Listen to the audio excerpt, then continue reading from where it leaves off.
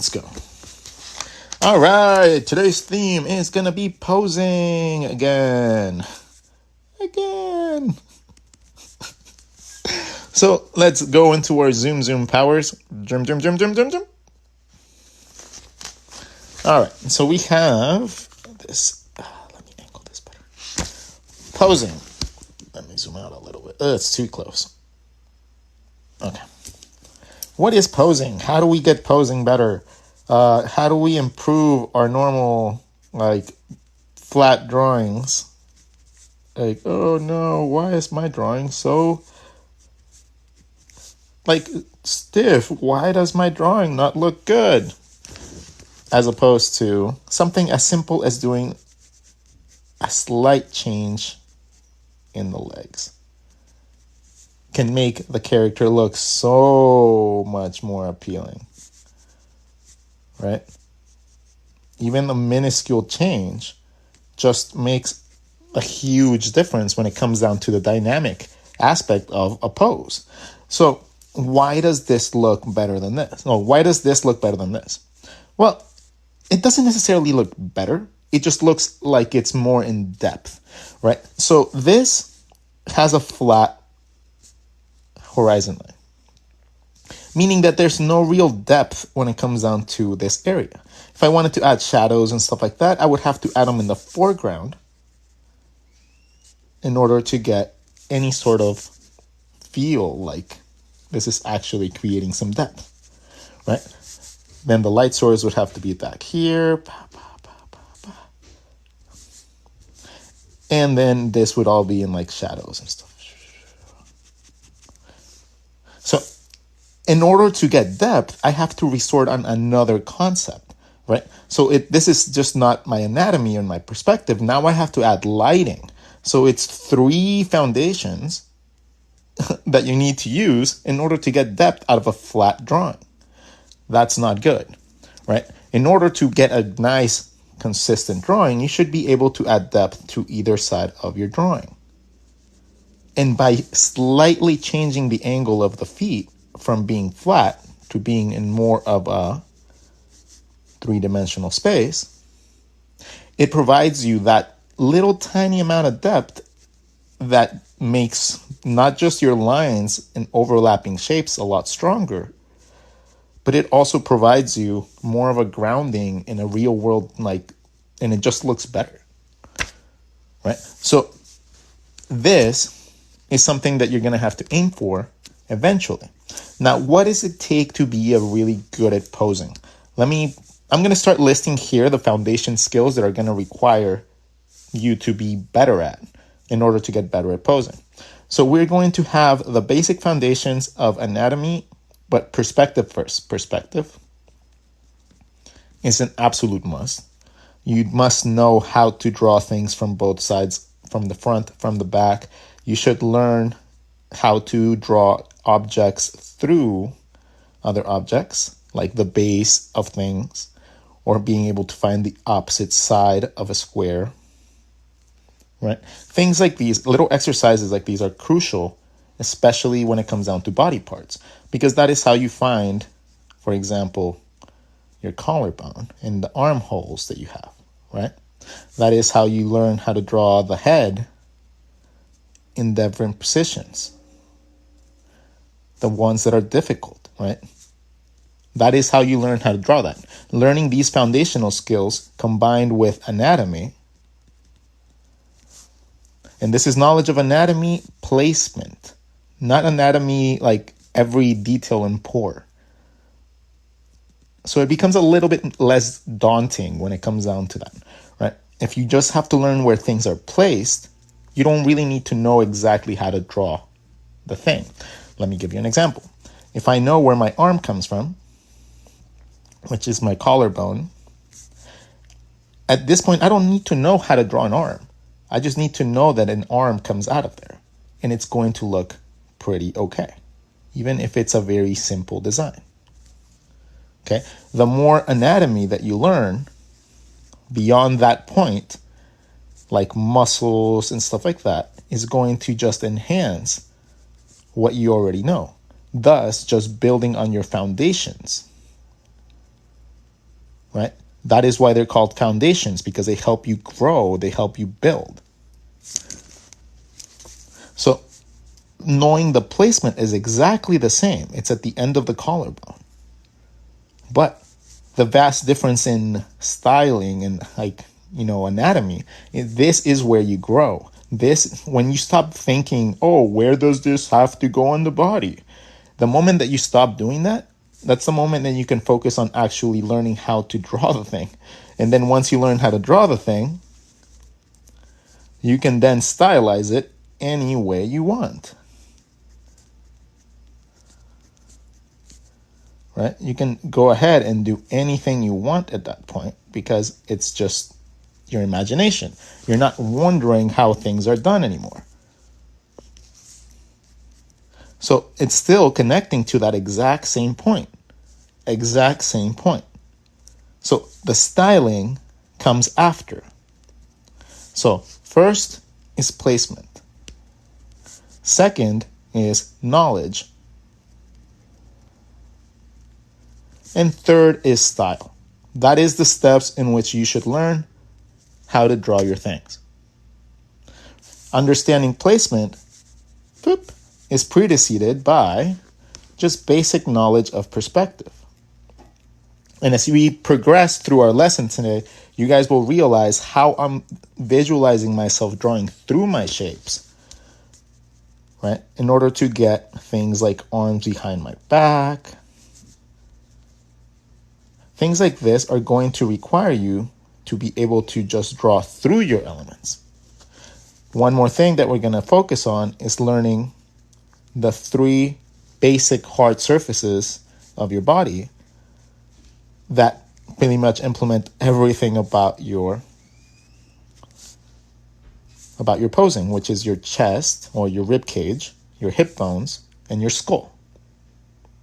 So we will focus a little bit on learning those 3 systems and how those, by moving those in space, you can create a ton of different poses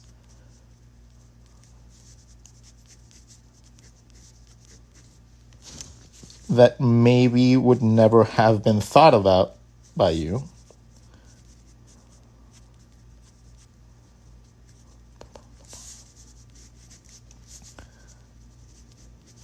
Just because that's not how you were taught. Let's make this guy dance. Get a mustache.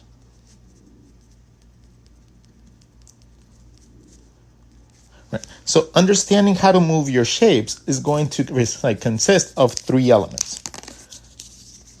Your head, the volume of your head, the volume of your rib cage, and the placement of your hips. 3 very basic parts. These 3 parts need to be understood on a very good level if you want to go into character design. If you want to be a character designer, you need to understand those 3 elements really well because that is going to essentially be your whole job.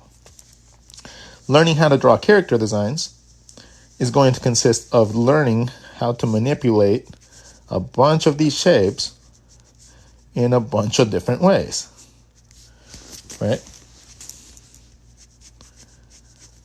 It's literally going to be your job to just know how to manipulate shapes to create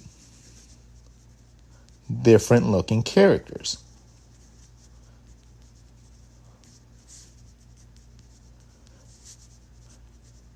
That is going to be your job. So knowing how to manipulate a rib cage and a hip bone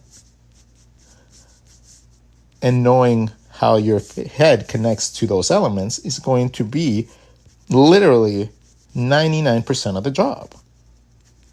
So if you understand that, it just becomes easier for you to actually move forth past the thinking of like, oh, well, this is not perfect proportions. There's no perfect proportions for anything, right? You can have a character that's gigantic, has a little tiny baby head, or a giant rib cage and like super little legs, right? And that's going to look very good if you know where to place your elements. The placement of things is much more important than the actual knowledge of how to draw things. And that is going to be like a consistent factor that I'm going to repeat over and over and over. Because it doesn't matter if you have skinny legs on this guy or like a massive, like muscular legs, right? Or if you want like curvy legs. If you know where the leg is coming from, you can draw anything you want from there. So placement is more important. Learning these three parts of your body and how to manipulate them is very important. And I'm going to teach you real fast how to do each one of them right now. So let's start with the head.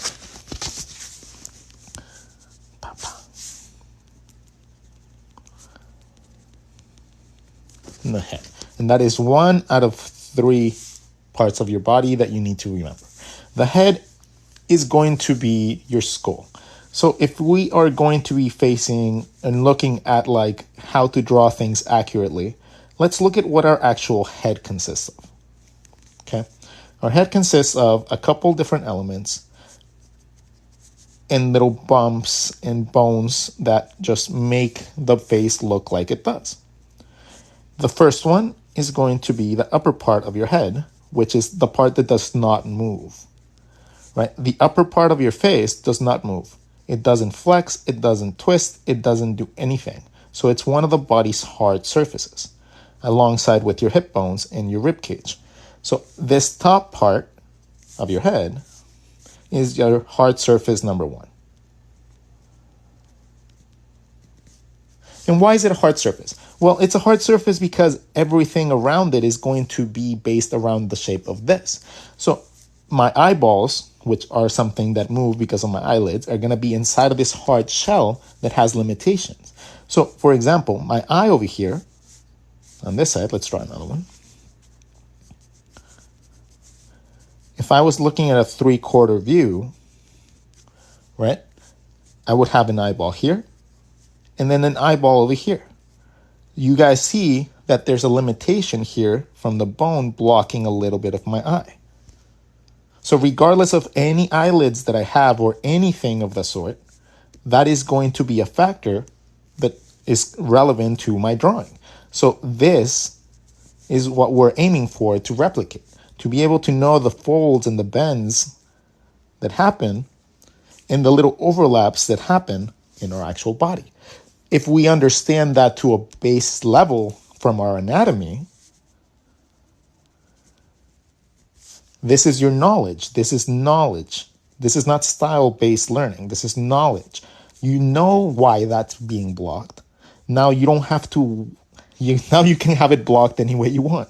So now that we know that that's how your nose gets blocked, we can have a cool eye, have our nose bridge come down, and then have like cool different ways of blocking it. Because now we understand what that is, right? That's just going to lead to our nose. So if we understand it, now we can distort it.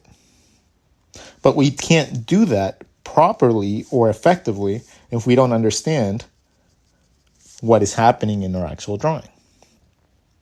So the head is a very important factor in character design. Obviously, faces are going to be gigantic factors in your drawings. So I'm going to give you guys a little quick tip, but not really a quick tip. It's kind of like a mapping system that just has helped me immensely. And it leads to really cool designs. And it doesn't have much to do with following like a strict set of patterns, which makes it really fun still for people instead of like limiting them to a certain type of drawing. So we are going to start with how to draw the face, how to draw heads. Heads, the mask method.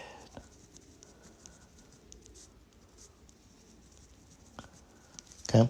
The mask method is something that I came up with a little while ago. I'm not saying that it's just my knowledge. It's just this is the way that I break it down. So this is, I don't know if anybody else teaches it like this. If they do, please let me know. I would love to talk to them so I can actually like reinforce if it works or not. But hey, this is how I go about it. First, I draw a shape. a shape, it does not have to be a specific shape. Any shape that I feel like drawing. I'm going to draw a bunch of different shapes. Cool. The next thing that I'm going to do is I'm going to find the middle of my face. This is going to be done by just drawing a circle inside of whatever shape I want and touching the edges.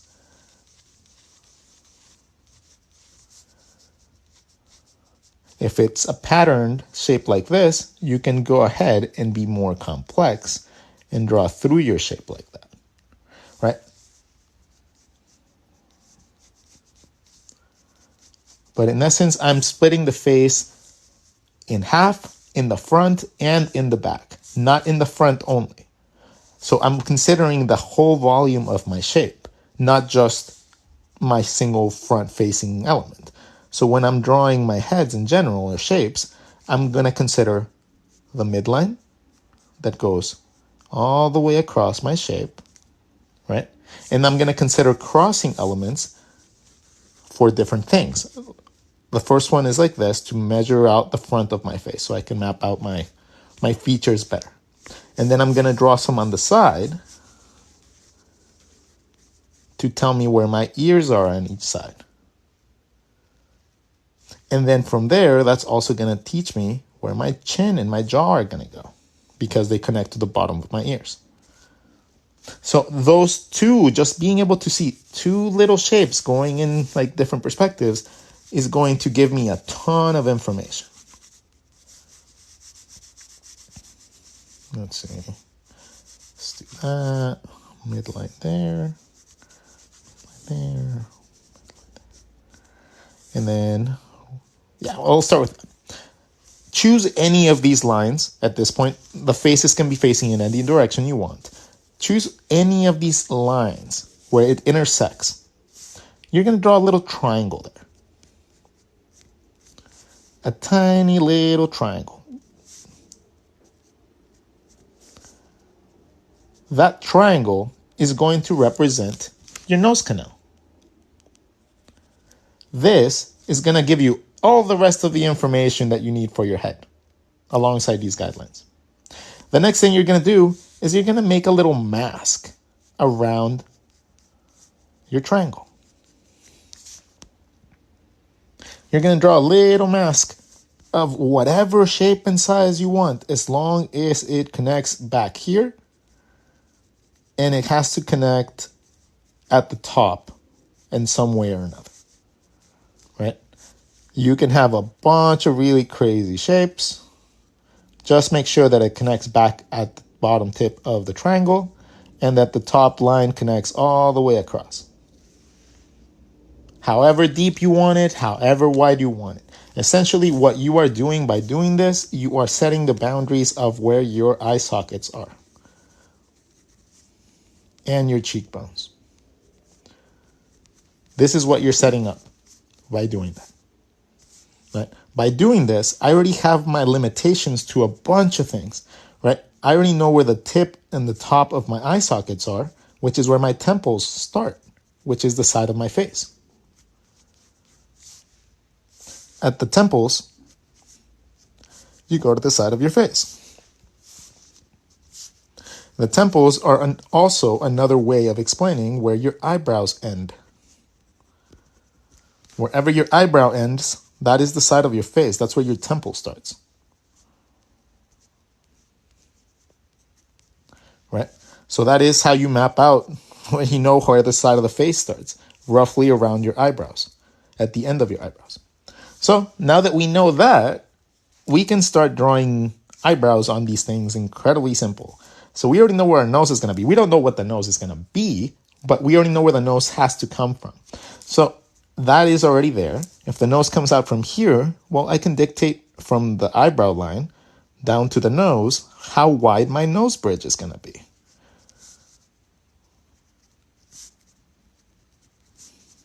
Boom. My nose bridge, now it has given me limitations to where I can see things on that side. So if I draw an eyeball here,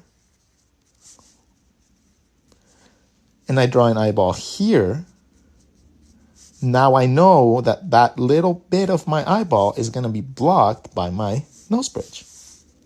Perfect. Let's draw some different sized eyeballs on each one of these so you guys see the versatility of this stuff. The eyeball in itself is a sphere. By doing a circle, an intersecting circle inside of that sphere, it gives me 2 endpoints. Follow that around to create an eyeball. Perfect. So now I know how to draw this same technique, the circle in a circle, just intersecting it, now has given me eyes.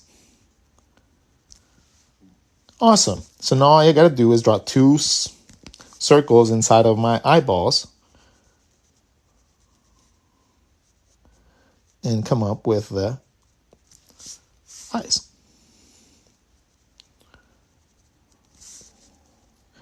And that works for every style because that's how your eyes work. That's how eyelids work. Eyelids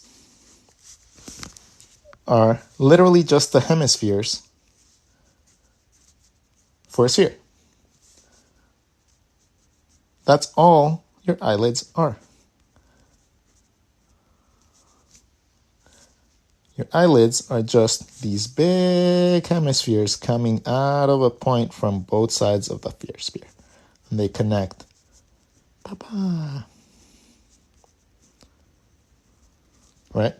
That is essentially what your eye is. So think about it like that whenever you are drawing your eyes.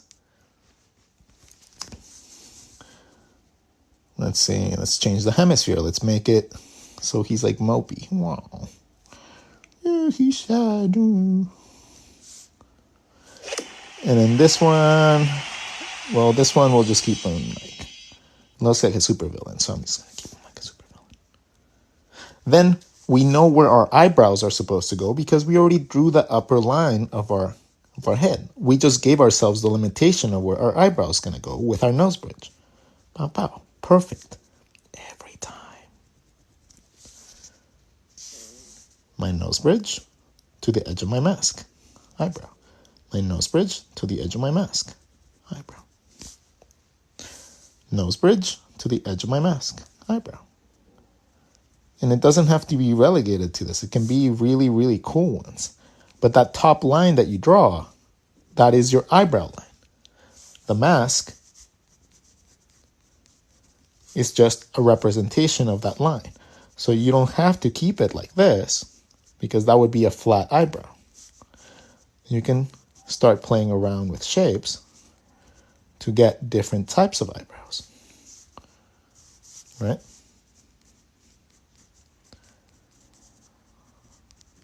So the mask can change depending on what type of eyebrows you need. But it gives you a nice little mapping point for them. So, ta-da. Let's draw some eyes.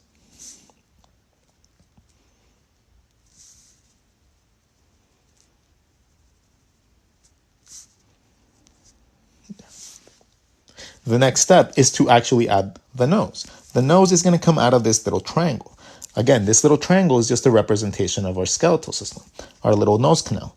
So we know that the nose just has to come out of there. Imagine that there's like, think about it like this. It's going to sound really weird, but you got to think about it like this. Imagine that you have your nose, right? And that's your nose hole. Imagine that something is like blowing up a balloon from behind the hole, and then your nose just has to come back and connect to that little area, right? So it's expanding from that little spot, but it has to connect back here. Your nose can't go down lower because that's where your mouth is. It can't go higher because that's where your eyes are, right? It has to be within that realm. It has to come from that hole and go back into that hole. So if it's little, it's little. If it's gigantic and realistic, it's the same thing. It just connects back to that hole. And like just having that knowledge that it has to go back there, it just makes it so much easier for me at least to understand. So now I can make really big noses if I want to. I know that they just have to go back here, right? And if I'm drawing through my shape and I'm seeing the bottom of my shape, I would understand that it's connecting back here.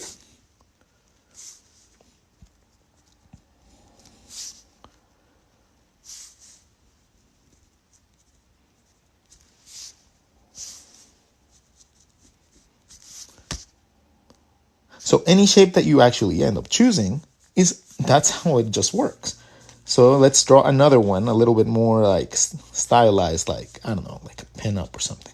So you guys understand that this applies to everything. Okay, so we have our nose bridge. We know that our nose is supposed to go there. Let's go with a little perky nose. We're going to have our mouth. It's going to be underneath that. So we're going to draw some lips. The eyebrow is on top of the eye socket. And then my eyes are just going to be hemispheres around my eye. Just little hemispheres angled up, but it's just a hemisphere. This is my cheekbone, right? So this is where you get that little divot. It's going to go to my chin that's underneath my face, my mouth. My cheekbone curves around to my chin. From here, this is the side of my face, determined by the edge of my eyebrow. My ear, I just need to leave a little space in the back of my head. Normally, that's how I measure it. I just need to leave a little bit space in the back, and then I draw my ear. And then I connect my jaw to my ear. Now, this is also not a huge representation of what an actual head would be like. There's normally a little bit more space, so I can adjust my drawing at that point, knowing what is needed in proportions. I'm not tied to that initial sketch at all, right? That was just a mapping system. So that's just got me my places to look in the right spot.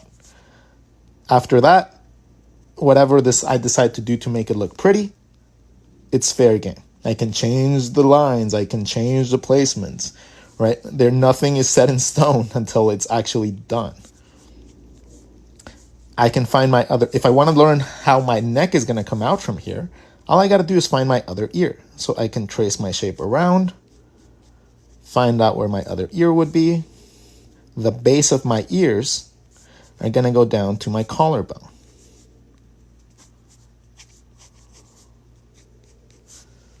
And then the edge of my neck is going to go to the edge of my collarbone. And that is how you come up with necks. And so understanding the placement of things is very important, especially on heads. So taking this basic concept of just a circle inside of a circle, you can come up with faces, eyes, mouths, heads, positioning, the neck, connection points, everything. So it's a very, very important thing to keep in mind. Let's see. Let's move on to the next part. But I need some coffee. And while I get myself a quick drink, everybody, we have about 900 people. Right, we have about 900 people in the chat, so I need you guys to up those numbers. Let's get to 50K hearts. And let's do, I don't know, we have like 900 people. We can easily get to like 400 shares. So I'm going to take a quick drink of coffee, rest my hand for a split second. But meanwhile, you guys can draw some cool things with mustaches. Ta-da! All right. Actually, I get to look at the chat whenever I do this. So you guys get to ask me questions whenever I actually take a break. So what is it that you guys would like to tell your teacher? Is everything making sense so far? Is this concept of the head actually making any sense? How do you get the eyes to look? What? Is this as far as it goes out? Oh, there you go. Will this be on YouTube? Yes. Tips on hair. I'm so good. Thank you. Oh, thank you. I understand more. Thank you. Oh, great. That's fantastic. That's always good to hear. You are really amazing. Oh, you're the one who makes sense. How can I draw foots and toes? We can draw that later. I've been struggling to draw this. Helps me a lot. Aw. Nupu, please, if you are spamming this chat, please stop.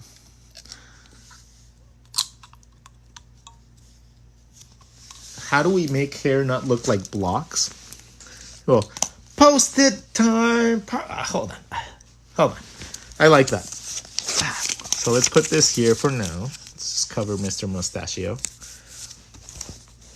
Okay, so how do you make hair not look like a big block? So hair, in general, a lot of people misinterpret how much hair actually affects your head. So let's say you have a character and you have your mask and you're drawing with the mask method because it's cool and you guys love it, right? So we have our character and we want to give it hair. Well, a lot of the people add a bunch of blocky hair on top of the skeletal system. I don't understand why they do that. Your hair is not necessarily far. This guy's head is really big. Let's draw a little bit smaller.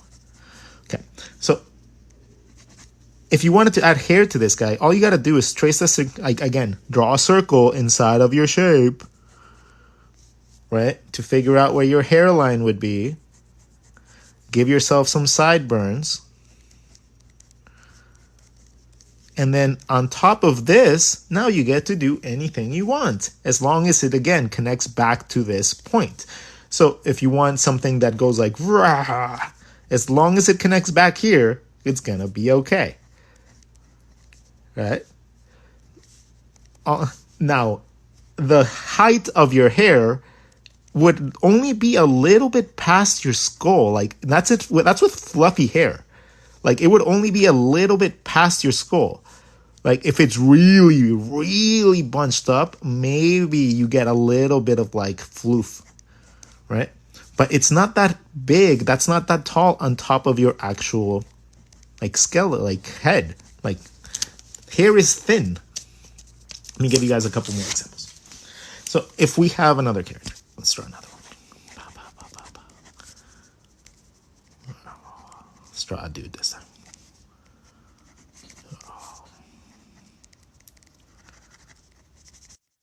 So we have a dude. So now this guy needs to have his haircut. So again, I'm going to trace where I want my hairline above my forehead. I'm going to draw a circle inside of my head shape to give me the circumference of my hair going from the front to the back to the edges to the other side. And then I give myself a sideburn, connecting my hairline to the back of my head. So if I was going to be a buzz cut, I would just leave maybe little hairs like that. But if I wanted to stylize it, then at that point, I start coming up with shapes, right? I need to start coming up with shapes. In this case, hair like this requires a shape in the front, and it goes to the back, creating a plane for the front of my head that essentially is telling me that my hair is curving up from that point. Haircuts like this were very popular back in the 1990s, and it was the way that I wanted my hair styled when I had hair. But it's not relegated to just drawing hair like that. Again, it's not very high off the head either. If you're trying to draw something that has really a lot of volume, a lot of volume on the top of your head, like somebody with a Victorian haircut, normally that means that the base of your hair is very, very tight against your skin, against your skull, and then all the flourishes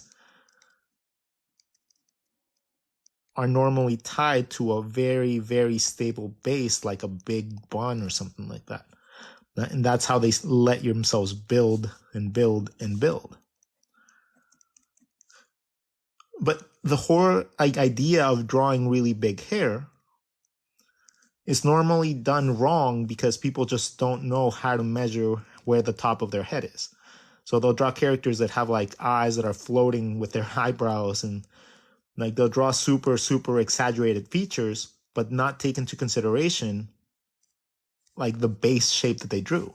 So their base head is, even if your eyes are huge, your base head still has a hairline at a certain place, right? Because you need a certain amount of space in your head, in your skeletal, like in your head system, to be able to have any sort of follicles on top.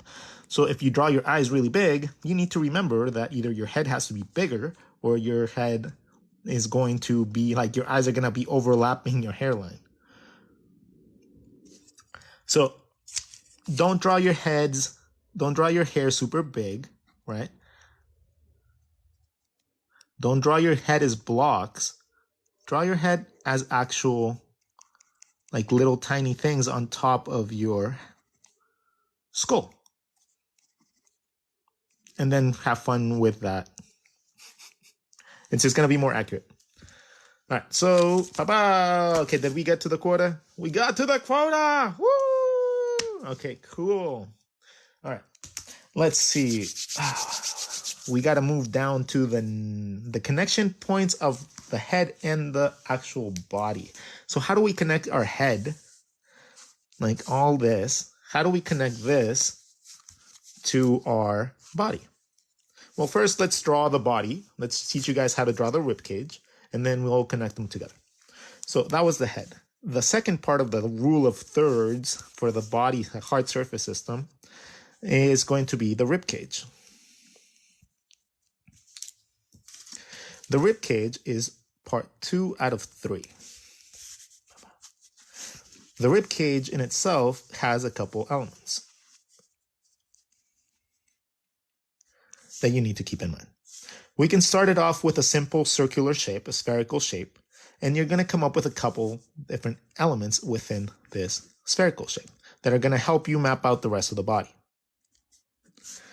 You're going to have to come up with the little divot in your rib cage. That's what I call it. I don't know what the hell it is, but so I call it the divot in case you guys are wondering what a divot is. Then the next thing you're going to have to find is the collarbone. And the collarbone is going to essentially provide you the mapping points for your, this is the pivot of your arm. And same thing for this guy. Okay, that is where your arm is going to pivot from. Your arm is going to have mass underneath that. And that is where your arm is going to rotate from. That is a very important part of the actual posing. Like understanding this basic concept that your arm comes out and rotates based on this exact point is going to be like what separates you from your posing now to what you were posing is going to be in like a month, right? Of you practicing this stuff. So this, for your arms, that is the pivot point that you need to focus on. And it's easily found by finding your collarbone and creating a little baseball diamond on top of your spherical shape. From a 3/4 angle, it looks like this. It only goes to about halfway down your rib cage. And then it goes back up to the top. So essentially, you can think of it as home, first, second, and third base on an actual baseball diamond on top of your rib cage. Okay, so it doesn't go all the way to the back. And if you see this even more so from like the top view, you would see that your body in itself, your rib cage, is not necessarily a big like sphere. It's more like an oval. And then you have your collarbone going to the edges of your head. And then this is the back of your neck, your spine. Your neck would be right here. Okay. So this is what you're looking at roughly whenever you are doing these sorts of shapes. You're not looking at a sphere, you're looking more like an oval, like an egg shape. And this is going to be molded a little bit more in different directions by wherever you put your shoulders, right? Your shoulders, depending on if they're moving up or they're moving back, are going to mold that body shape because your shoulders wrap around this point. They go a little bit in the front, a little bit in the back.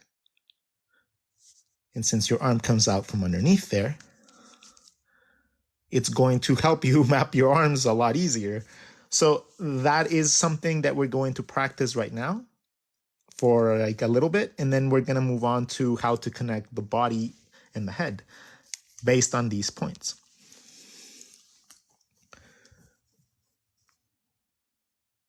Oh my God. Yes. Guys. I'm giving you guys a very basic concept here. Okay. Like, yes, of course, if you have a box, right? If you have like a box shape, you're not going to draw a circle inside of the box shape to match the edges. No, if you have like a box or a cube, you're going to draw a box or a cube to match those lines. Like you're tracing the surface of them, right? That is what you're doing. Like I'm giving you guys examples with a sphere because that's the easy way to do it. Like that's the most basic way that you can approach it, right? That is the most basic way that you can approach the concept of seeing things through. If it's a box, draw it with a box. If it's a cylinder, draw it with a cylinder or like circles and stuff like that. If you have a pyramid shape, and you guys like pyramid shapes, draw your things around your pyramid shape. It's not like just find the surface of the element, right? That is what you're trying to do. You're not trying to like fit something that doesn't fit in there and try to make it work. It's not a style thing. This is literally just basic perspective and basic shape forming, right? Like you should be able to do these things. Like this is basically your exercises for a month now. If you don't understand this is what you do until you get it. Do this sort of stuff for pages and pages and pages at a time and write down every time that you mess up. Every time something doesn't make sense, be like, why does that look wrong? Why does this look wrong? And then try to remember that next time. You'll make less mistakes and you'll just be better over time. So yeah, ta-da. Yeah, I randomly catch you guys arguing in the comments. So I just need to make sure that I set you guys straight. So, okay. So now that we understand that we can make a rib cage out of just a simple sphere, let's do some examples so you guys can see what that looks like. Example time. So, I'm going to draw them with a little bit of a neck because we're going to connect that. I'm going to show you guys how I go about drawing my arms. And we'll also work our way into a little bit on the other side. So you guys see how it's going to connect from there.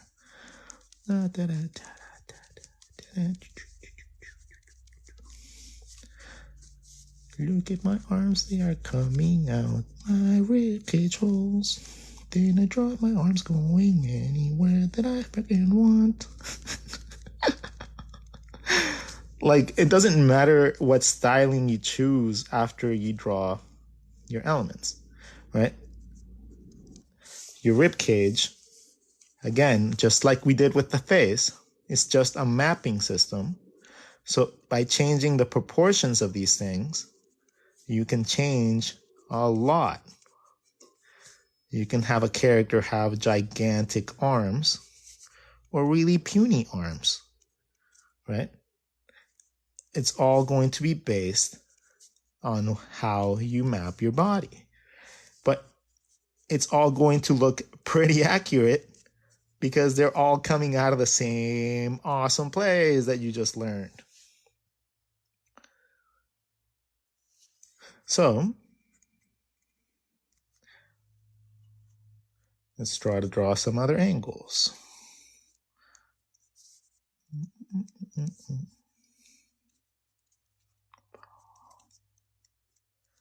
So you guys can see the arms will connect to that, and regardless of whatever shapes I make, it's gonna look great.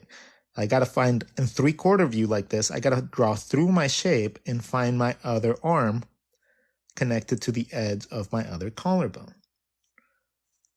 From there, I can determine where that arm is gonna go. And then whenever you get a chance to, if you want to make this a woman, you can add breasts to it, which is a shape on top of it, right? But now you at least know where everything overlaps and where everything comes out of, and it's going to look better. Drawing the back of the head, like the body, is very easy too. Same concept, draw through your shape, right? We're going to find the divot in the front, which is going to give us our back. Now, remember that baseball diamond thing that we talked about? Well, you can draw that through your shape, right? And then second base in our baseball diamond is going to be the base of our neck into our neck muscles. That is the part that you are drawing when you draw that. You're drawing that little point in your rib cage.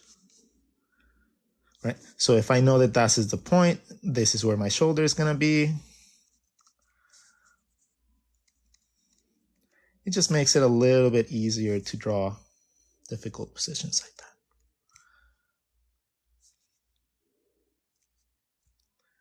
that. That's not very clear. Let's draw one with my Bic because I hate it when I can't draw thin lines with my ballpoint pen.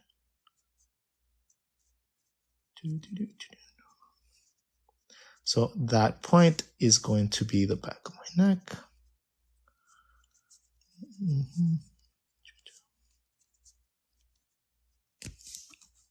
That's essentially what you're drawing. You're drawing that little mapping point that gives you access to that little tiny, tiny little area.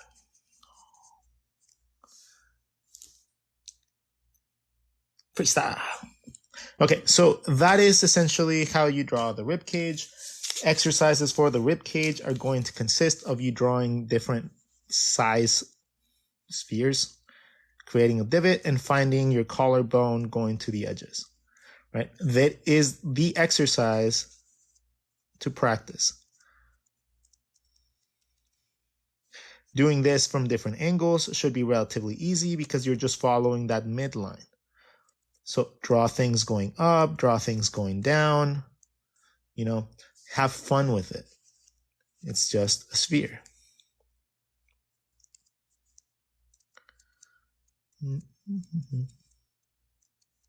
See if you can figure out different angles. Try to make the baseball diamond bigger. See what happens when you do that. Change the angle of the baseball diamond, and that changes the midsection of our sphere. And then that translates, whenever you are drawing your shapes later, to more cool poses.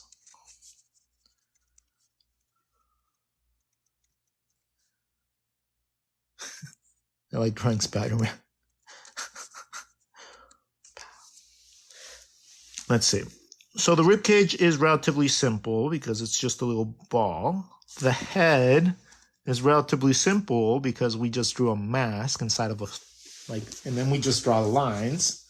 So now how do we connect these things together? The neck.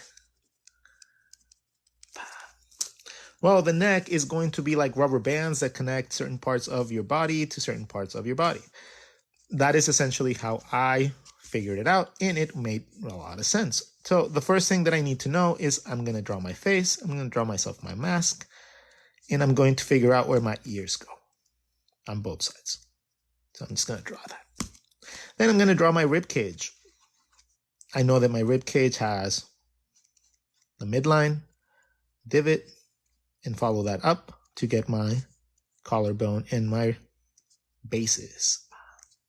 So how do we connect the head to the actual neck? Well, you're going to connect the ears, the bottom of the ears. You're going to connect them all to home base. Bam.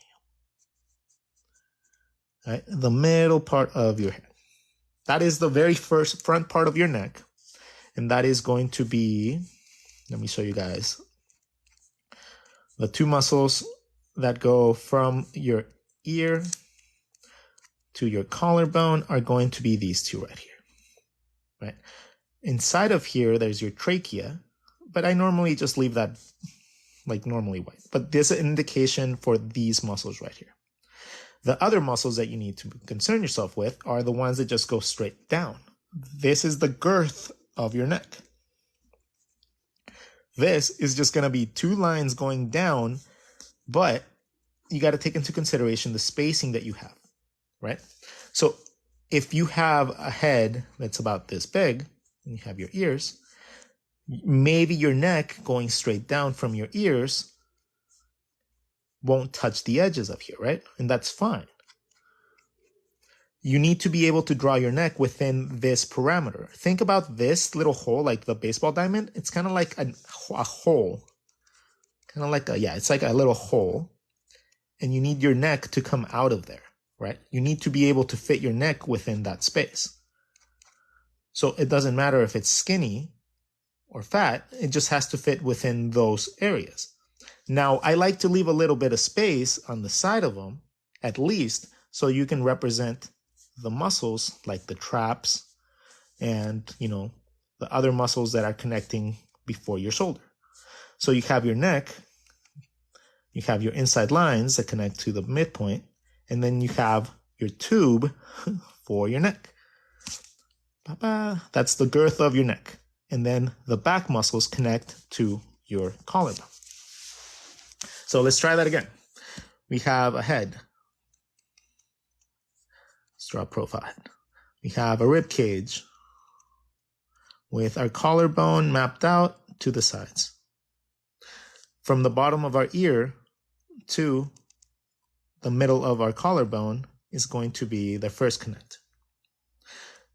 Then the girth of my neck has to fit within this little baseball diamond shape. And then the rest from there to the collarbone is the back muscles that wrap around your neck, around your shoulder. Right? So it simplifies that area. And then this part right here, you just go from the underneath the chin, however much neck you want to give this person. Like if you want to make them a super buff person, give them a very defined neck. If you want to make a person fat, don't even give them a neck. You are allowed to not give people necks as long as you understand that there is bone structure there, right? You're just not drawing it. That normally happens with really chubby people.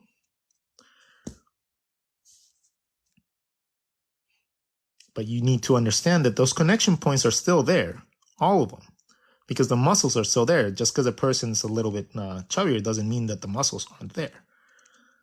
It just means that you can't see them because of body fat. So now that you understand how to connect the head and the neck, now we can talk about the hips. Oh my God. My back. Make them do a flip.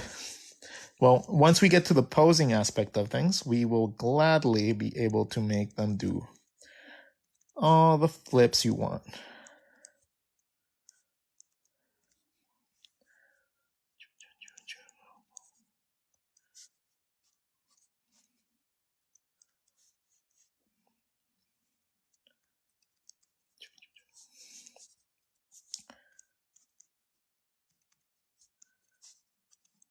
Ta-da!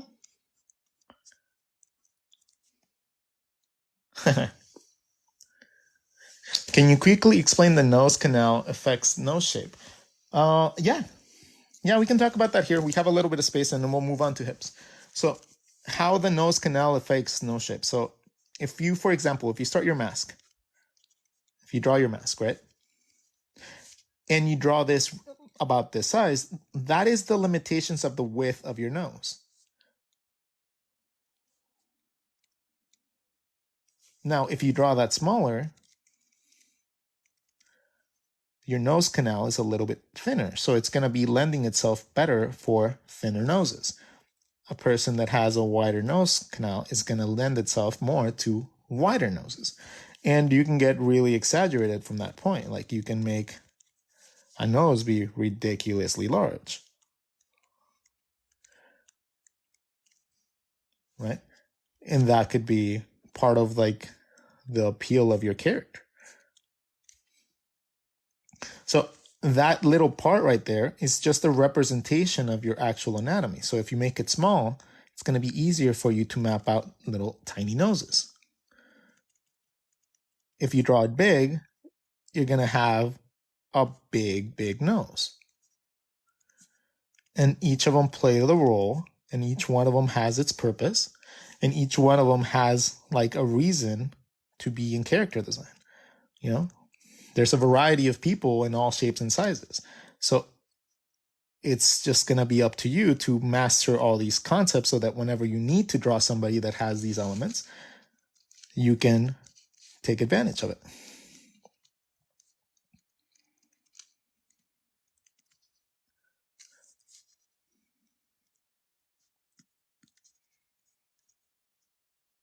Learning and stylizing are two different things, right? Learning to stylize something is after. Style comes way later. Style comes after you understand how something works. So, again, let's see. Where did I write that? Yeah, right here.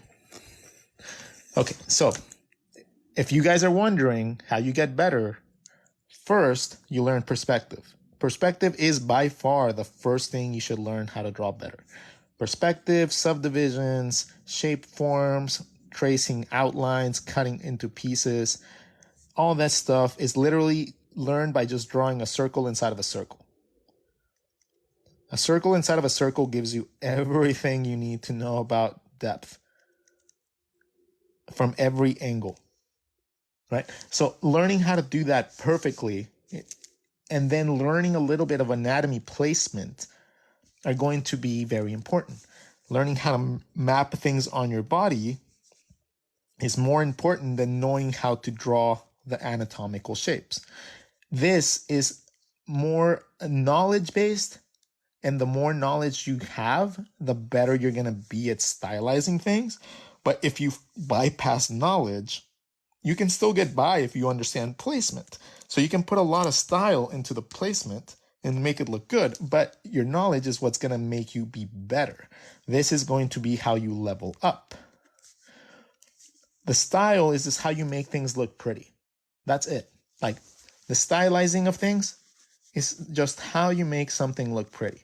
You can have the same eye in a bunch of different styles with the same exact mapping system, which is just tracing one side to the other, hemisphere, hemisphere, hemisphere, hemisphere, hemisphere, hemisphere. So let's draw a bunch of different eyes in different styles. So you guys see how it's exactly the same thing. In every single way you draw them, eyes are just a sphere with hemispheres cut out of them.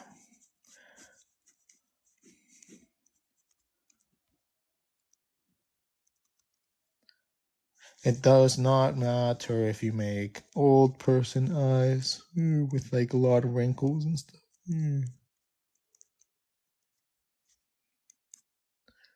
Or if you make super energetic cartoony eyes.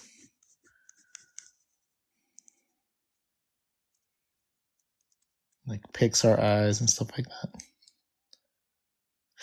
It's just every angle possible. It's just literally achieved by just tracing, not even tracing, drawing an eye, a circle inside of a circle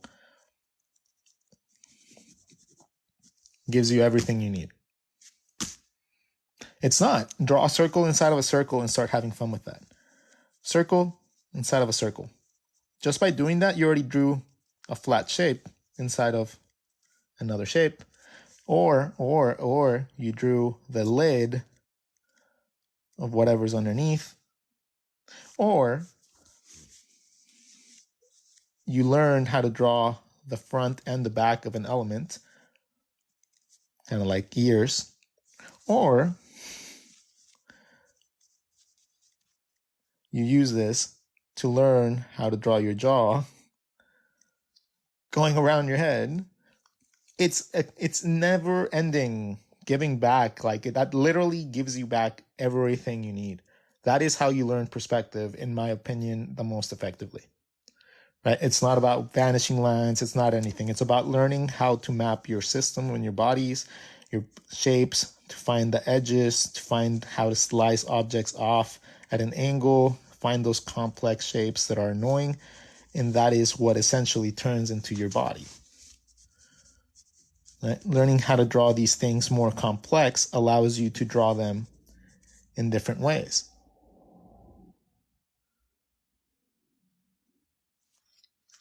Well, we're talking about posing in general. I'm teaching you guys how to connect the body, so you guys can then go ahead and play around with posing. Right?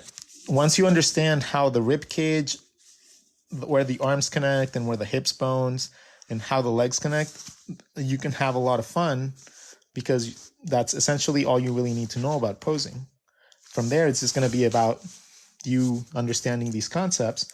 Like here, I'll draw over these guys so you guys can see what I mean and how I took that same idea.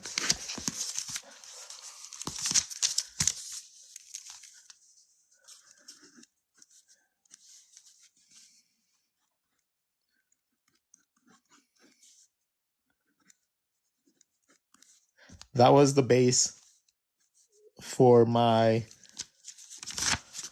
dude. Right?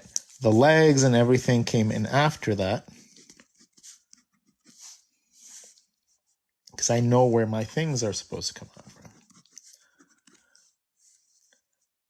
So I could have made him like doing anything I want. What if he wants to be a big buff bodybuilder instead of Nacho Libre? Right? I'm not relegated to keeping even that exact same drawing. Like having that base gives me the power to be able to do anything I want.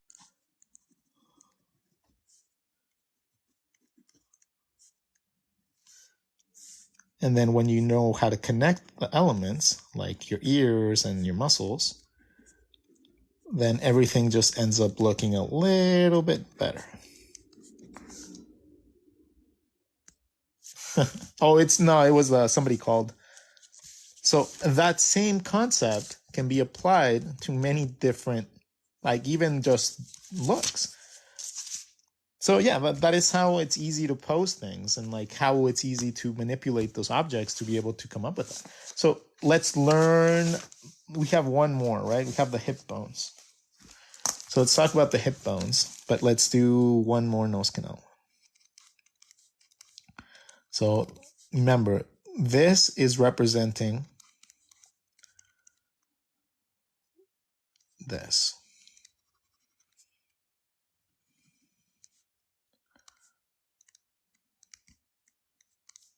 Okay, so this is representing this. Keep that in mind whenever you're doing the nose.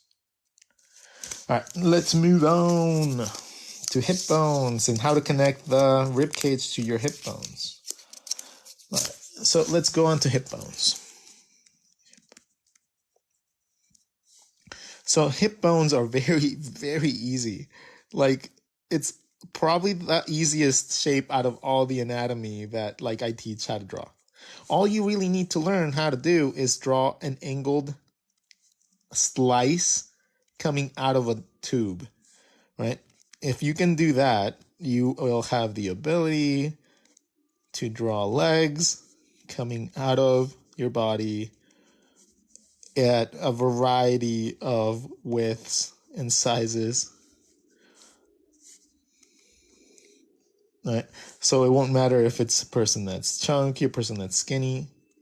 the same concept applies to where the nose canal and where the eyes and the mouth and if it fits within where it comes out, it has to go back in there, right? That's just the basic rule. So hip bones are easy peasy. Literally just draw a cone and then angle those holes in. That's it. That's all you need to know. From a profile, it's literally just that, right? So when you have your, like, I don't even know how else to explain it, like, so easy. When you have that, it's literally, that is all you need to know how to draw the hip bones. An angled hole in your bottom. Now, on top of this, that's where you add the butt, right? Because you're drawing your bones. So you still need to add the volume of the things that you need to add. But that is essentially where your legs come out from. Yay.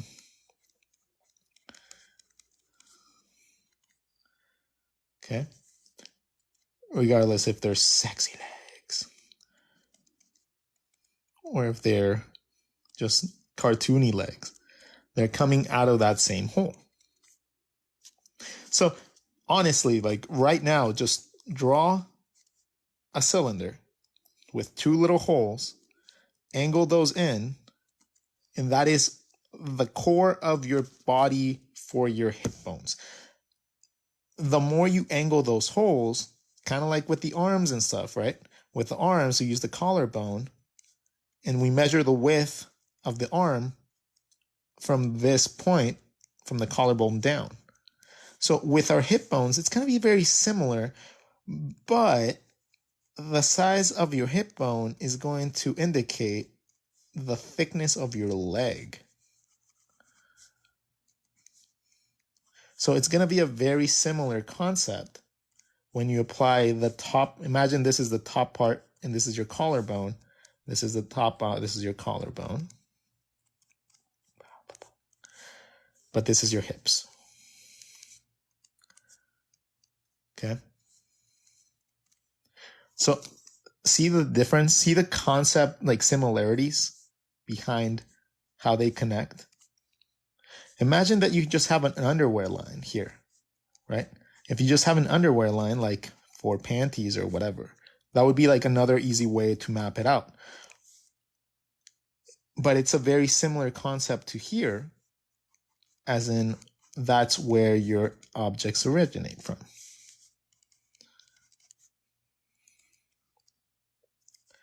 Like your arm originates from there and pivots from there.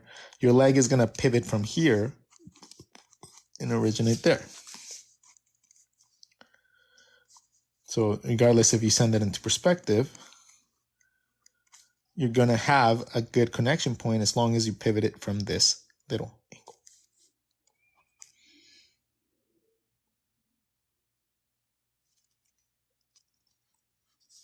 angle. Yeah. So now that you understand your hip bones, let's play around with some hip bones and show you guys some examples of how this is applied.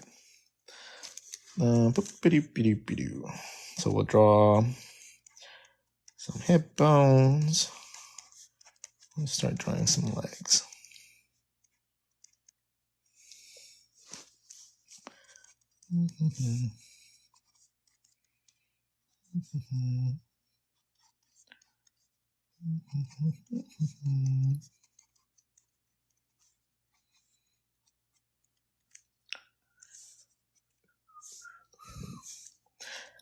The more you understand about perspective, the more you understand about anatomy, the more that you realize that this is not boring stuff, the easier it's going to be for you to go ahead and pose the things that you want to do, right? You just need to realize that it's not as complex as we've been told. It's a lot easier than you might imagine. But the thing is, we skip steps, right? So many of us just skip understanding basic perspective. So many of us like go ahead and draw, like start drawing comics and doing all that stuff before we even know how to draw in reality. Like we don't take the time to practice our line work. We don't take the time to practice simple things like this. Right? So when you don't take the time to practice things like this, and you don't take the time to learn anatomy because, your style is everything, that is when it becomes really hard to be able to draw things because you just don't have an understanding of how things work. And then you end up guessing a lot. And guessing, if you're guessing what you're drawing, then you don't know it. So basics help you get here. Okay? Your basics allow you to get here. Understanding anatomy and placement help you be able to understand how things are supposed to connect. And if you understand how things connect, then you end up guessing a lot less and you're able to actually put your knowledge and understanding to the test. So the hip bones are not necessarily a hard thing to draw. Now, the placement of them according to your rib cage is what's going to throw off most people. But let me show you guys some examples. So, how to connect ribs and hips. So, if you have your rib cage, right, how much space should you leave before you get to the actual hip bones? This spacing is a pain in the butt sometimes because, again, most people just don't understand it. So let's explain it. So in a simple way, in a simple exercise that you guys can do, that you guys will learn how to do this in a second. Okay, so we have an understanding of where our neck, our collarbone, our arms are supposed to come out from, and our legs are supposed to come out from. We just don't know how to connect these yet. So the first step is to make your abs. Taking the bottom of your rib cage points right here, connecting them to the edges of your crotch is going to give you your ab line. You can draw as many abs as you want within this space. It's going to look awesome. Give it a 19 pack for all you care. Okay? That's where all your muscles for your abs are supposed to go.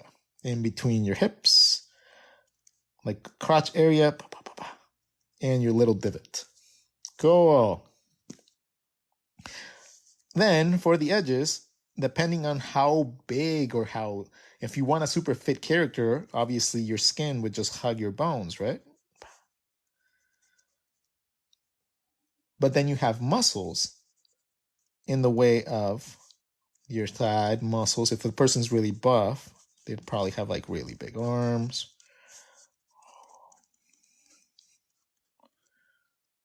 Right? So that knowledge of muscles, that comes from understanding anatomy. That is going to be something that you need to focus on if you want to get more detailed into your drawings. You don't have to, but it's cool when you do, when you learn. So this area right here is essentially your soft tissue area. So if you wanted to create a character that wasn't buff, but had those same proportions, but you had like a belly, instead of abs, I would just draw body fat.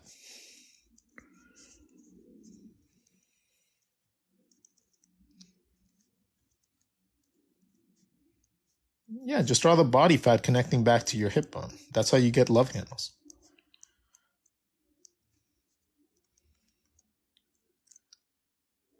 Right? So you can draw either or because that's the soft tissue.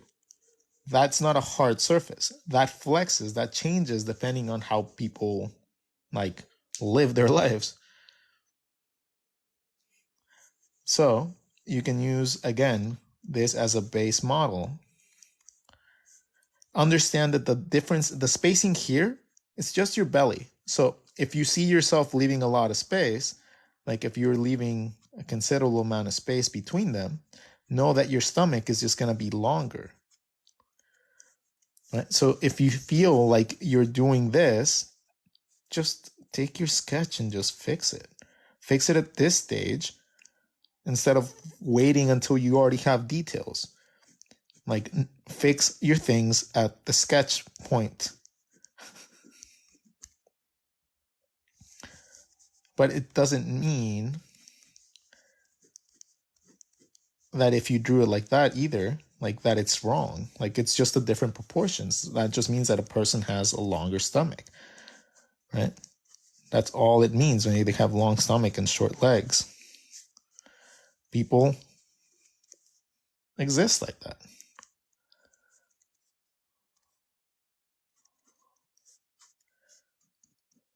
Right? So proportions in itself is very subjective in manner. Right? So there's no correct proportions. You just have to adjust it to get the sizing that you want for your persons. Your beanbag method cartooner can be used for real life. So the beanbag is another way to start this. Like, concept of drawing the whole body in a more dynamic pose. Right? Start with a little beanbag. The top part is going to be your rib cage. The bottom part is going to be your legs. And yes, it can be applied to anything. It's not a style thing. So it's not meant to just be for cartoons. You can easily take that and draw like real life situations and poses like that if you wanted.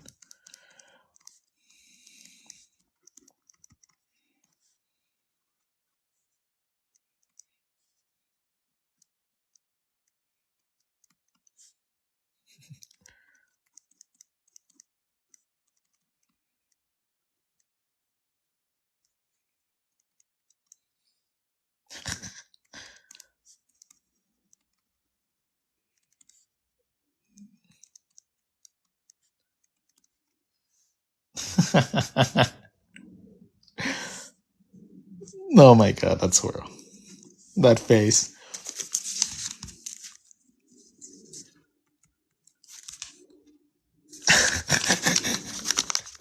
There you go. I might have to replace that.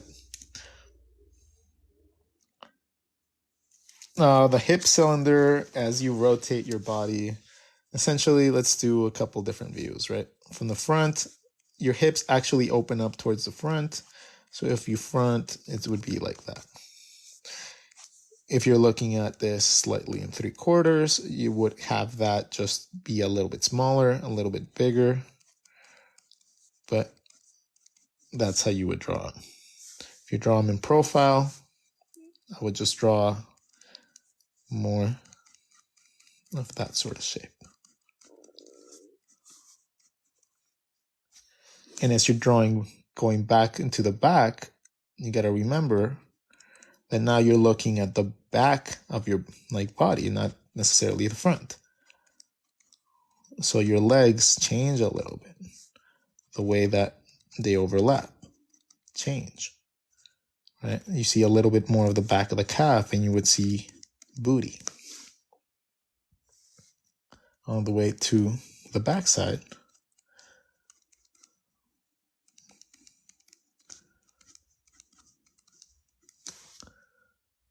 that would be like that.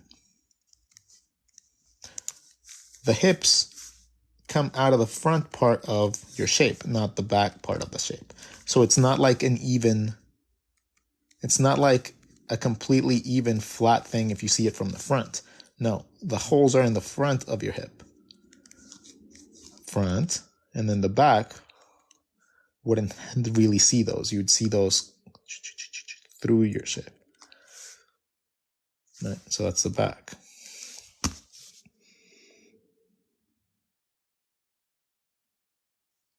So let's see, legs come out of your hip bones at an angle. right? They're kind of like a teardrop shape. They pivot from this point at the top of your hip bone. And it's very easy to draw the upper thigh. The upper thigh is like the easiest shape to draw. It literally just has to go back into that hole. When you try to draw the bottom part of the foot, I like to do it like this. I go to the kneecap. We'll draw this from the side too, so you guys see what it means. The kneecap. We're going to draw a straight line going down, and that's going to represent my shin bone. And then I'm going to wrap my calf wherever I want my ankle to end up from there, in the back of the bone to the back of my thigh. From the back of my bone to the back of my thigh. From the back of my bone to the back of my thigh. Cool. I can draw my foot and give myself whatever width I want for my shin. Cool. Ta-da. So, thigh, straight line, bottom of my leg, back of my thigh, for my calf, draw my foot.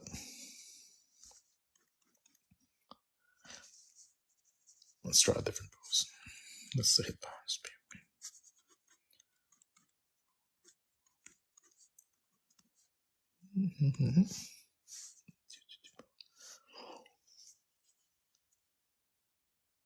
No, I mean, you can draw thicker legs if you want. Like, again, it's as long as it connects back here, it doesn't matter how big of a leg I make. I can make a gigantic, like, leg, right? It doesn't matter. As long as it connects back here, you can draw any shape you want. You can draw gigantic thighs if you want.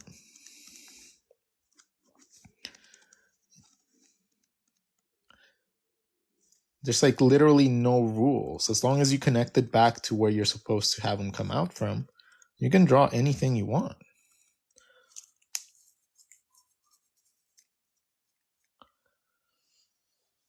Right? So your hips are just a mapping point for whatever you feel like drawing your legs to do. It's just telling you where you're supposed to connect them back to.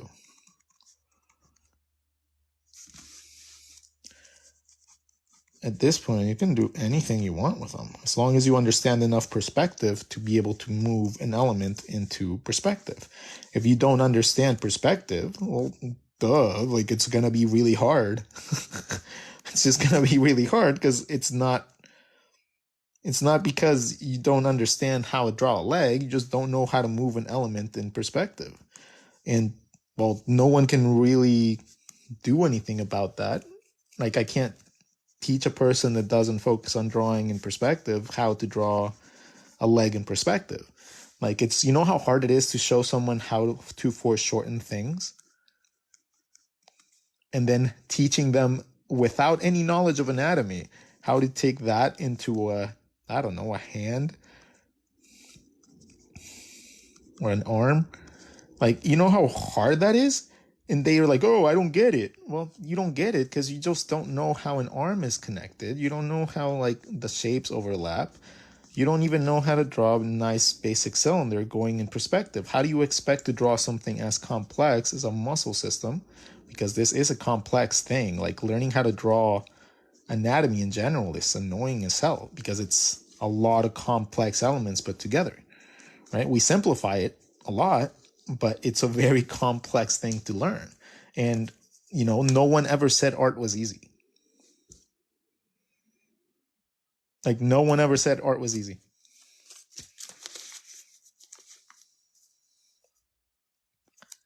All right. And just because I can right now, I will let you guys know that I have books for sale in the links in my bio.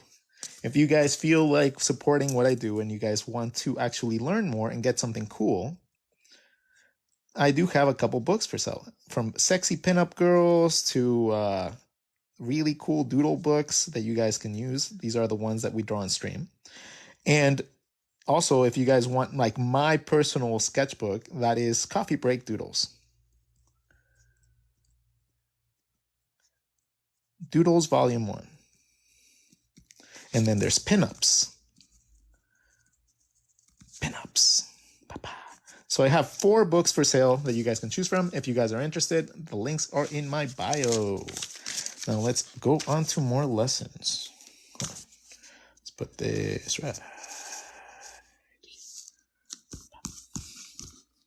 All right, so now that you're understanding a little bit more about how to put the 3 elements together,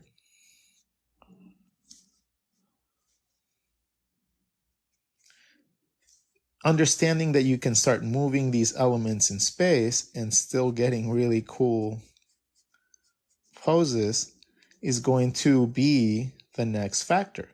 Learning how to manipulate these shapes to make them look like they're being more dynamic, right? Maybe try moving the hips around a little bit. Maybe try moving the rib cage around a little bit.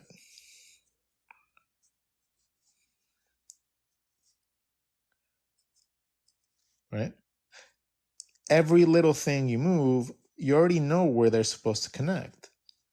So it's going to be fun for you to have fun instead of being frustrated whenever you are trying to post something because you just don't get it or it doesn't make sense or whatever. The more that you practice with these basic shapes and moving them around, and it's like that's literally the secret to being able to draw your characters in cool poses.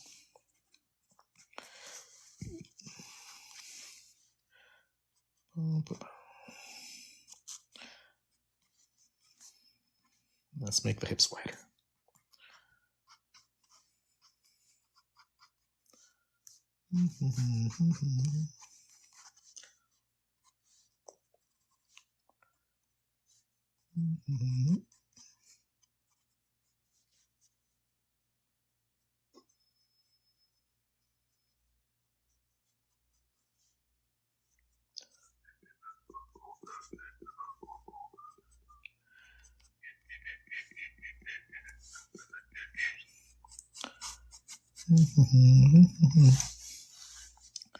Let's see. Let's give her a sleeveless hoodie.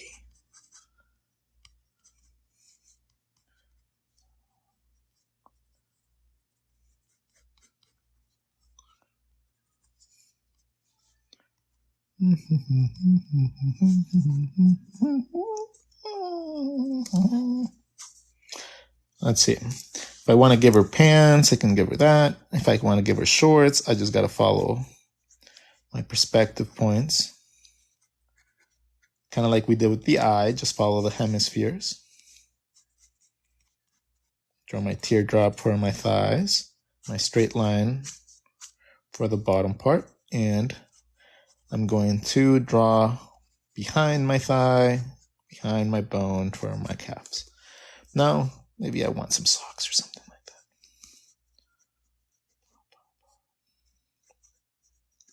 Some raver shoes.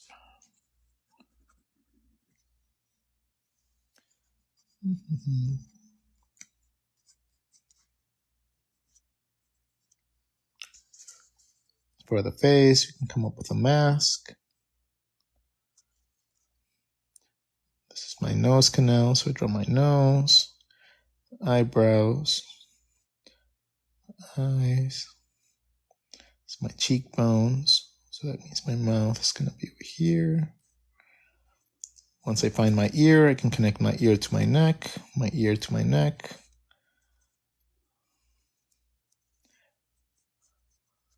Draw through my shape if I want to do things like hats and stuff like that. I just need to draw through my shape. And hair is just something that goes on top.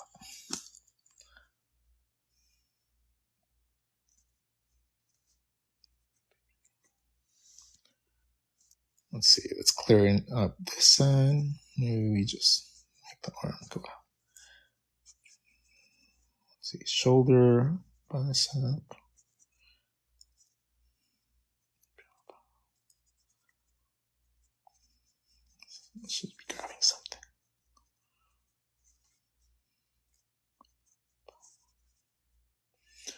have him holding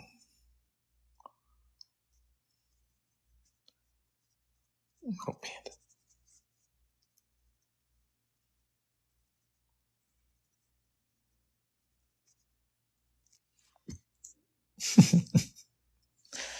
And she'll be in front of a claw machine.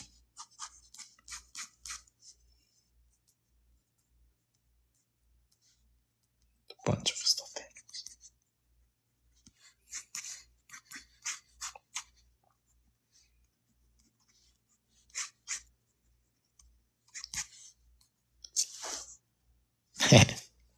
Anyways, okay. So I hope you guys understood that explaining all the parts of the anatomy is going to lead you guys to better understanding of posing, understanding your head, your rib cage, and your hip bones are what lend itself to understanding the body in general and being able to not just play with posing but with proportions as well.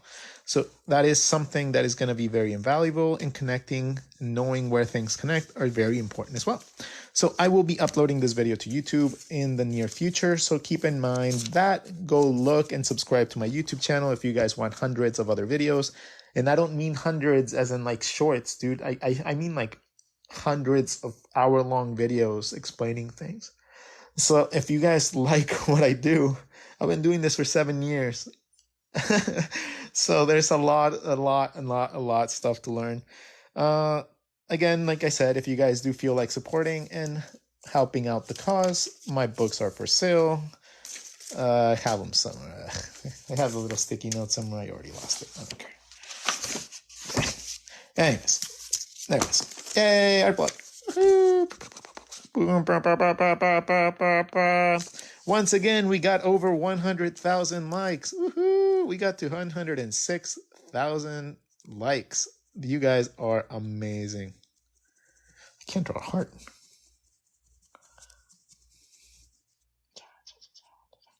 And we got to 674 shares. That's nuts. That's the most we've ever had.